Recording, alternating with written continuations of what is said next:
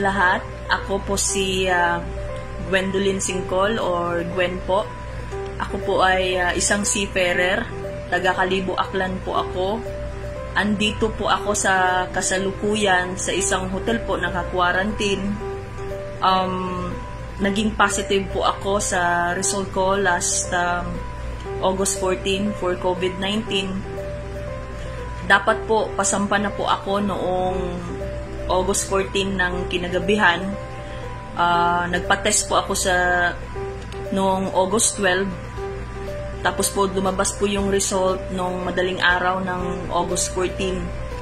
At yun nga po, positive po ako. But hindi ko po akalain na sa lahat po ng tao mangyayari sa akin yun. Although po, that time po, aaminin ko, bago po ako nagpa-test, medyo kabado po ako kasi hindi ko po alam kung ano yung magiging result. So, medyo hindi po ako nakatulog that time kasi nga, parang na-stress ako. Pero hindi ko po talaga akalain na magkaka-COVID po ako kasi maingat po rin po ako sa katawan.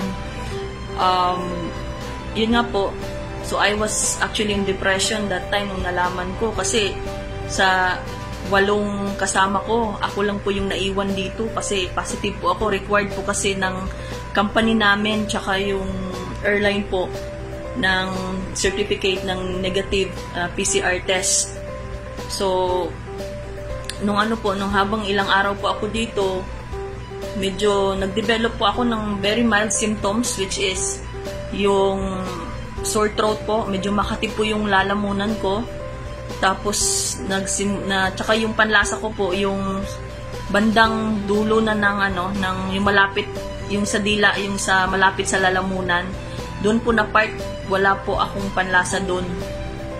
So, pero umiinom na rin po ako ng lemon tsaka luya nung nalaman ko po na positive ako. Tsaka nakipag-uusap po ako sa mga kaibigan ko tsaka pamilya ko na ito gawin mo, uminom ka ng lemon, magsuob ka, which is nagsusuob din po ako gabi-gabi bago po ako matulog. Tapos po, pero hindi pa rin po may kati pa rin po akong nararamdaman Tsaka medyo nagigising pa rin po ako sa madaling araw. Kasi nga po, medyo sagabal sa pagtulog din kasi may plemas na rin po ako ng konti. Pero hindi po kagaya ng COVID positive na iba na symptomatic na talagang hirap na ng paghinga. Tsaka grabe barado yung ilong, yung plemas, marami. Sa akin lang po, kate tsaka konti lang po na plemas. So, kumbaga, siguro asymptomatic po yata ako kasi wala naman po akong ganun na symptoms kagaya ng ibang positive na COVID patient. Tapos po nung may nag-abot po sa akin ng supplement po, which is yung Botany, sabi niya sa akin, inumin mo yan. Sabi ko, parang hulog na langit ka naman, sir. Sabi nila na inumin mo yan, ganyan, i-take mo lang, supplement naman yan. Sabi ko, sige, sabi ko, nung tinake ko pa lang, iba yung iba yung hagod dito sa lalamunan pa lang, nung pag take ko, dito pa lang sa lalamunan, yung kate medyo na-relieve na Sabi ko, ba't ganun? Ba't ang bilis? Sabi ko,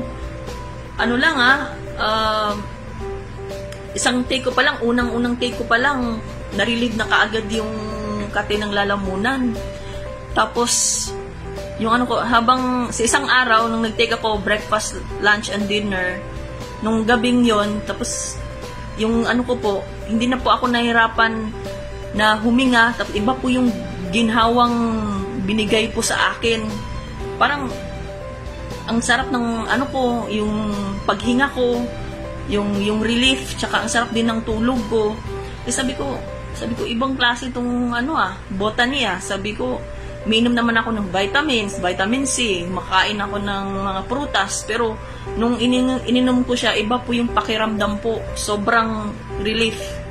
Kaya sabi ko, at saka po nag-exercise din po ako ng konti sa hapon, nanood lang po ako ng YouTube para pagpawisan din. Dati po nangihina po ako, hindi ko po kayang matapos yung aerobics na pinapanood ko at saka ginagaya-gaya ko. Tapos nung nag-take pa ako, parang napansin ko on my second day. Sabi ko, natapos ko, nakaya ko wala akong naramdamang hingal. Sabi ko, parang talagang gumaan, tsaka lumakas, sumigla po yung katawang ko after that. Bali, nga po, I'm really looking forward po sa result ko for next following days na matapos ko po itong quarantine. And I am praying po na sana po negative na po para makabalik na po uli ako sa trabaho. 15 months na po kasi akong nag-antay. At lagi pong nagka-cancel, lalo na po nung nag-lockdown po dito dahil sa pandemic po. Sa sobrang pasalamat rin po ako sa tumulong sa akin at parang hulog langit na binigyan ako ng gamot na to na para sumigla, at naniniwala po ako na magiging negative ako dahil sobrang gaan po ng pakiramdam ko ngayon. Salamat po sa inyo, saka salamat din po kay Lord at saka sa mga tumutulong po dyan. Maraming salamat po.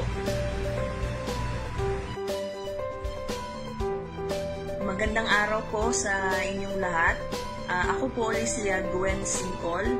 Ako po yung seafarer na nag-positive po noong August 12 na pasampa po sana ako noong August 14, pero hindi po ako nakasama dahil nga po positive ako.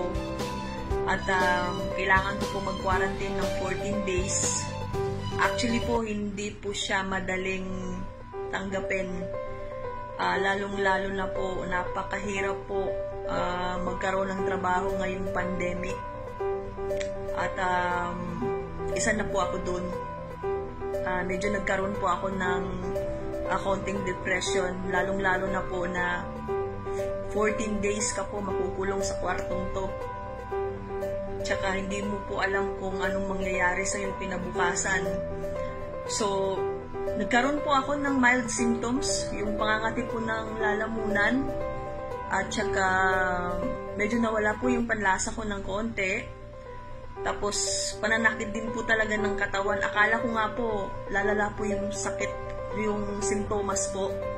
Tapos, ng isang araw po, may kumatok po sa pintuan ko, may tumawag sa akin. Nagulat lang po ako, hindi ko naman po sila kilala. Tapos, binigyan po ako nito. Itong food supplement po na ang pangalan ay Botany IV. Sabi ko, food supplement naman po siya, hindi naman po siguro nakakasama yun sa katawan. So, sabi ko, gagawin ko ang lahat para lang sa ikabubuti ng katawan ko po. So, sinunod ko lang po yung instructions nila. Tapos, natapos ko nga po yung quarantine ko po. Tapos, wala na po, hindi po lumala yung yung sintomas ko. Kaya nga po ako nagulat hanggang sa natapos ko yung quarantine ko. At saka sinamahan ko nila ako magpa-swab test kahapon.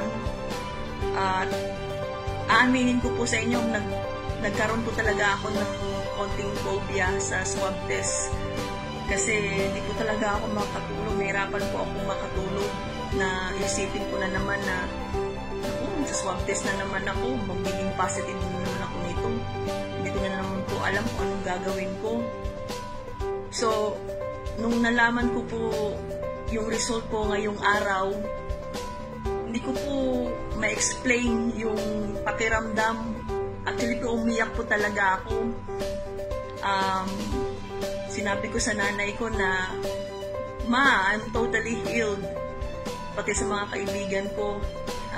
Sobrang iyak ko po at sobrang nagpapasalamat po ako. Unang-una po sa Puong May Kapal, at saka pangalawa po sa mga taong tumulong po sa akin, sa mga kuya kong mason, tsaka lalong-lalo na po kay Grandmaster Agapito Suwan, kay Kuya Reggie Elito, kay Captain Ray Valeros, tsaka kay Kuya Ronald Pamindalan. Sa lahat po ng mga mason, maraming salamat po. Sana po marami po kayong matutulungan na kagaya ko po. Salamat po.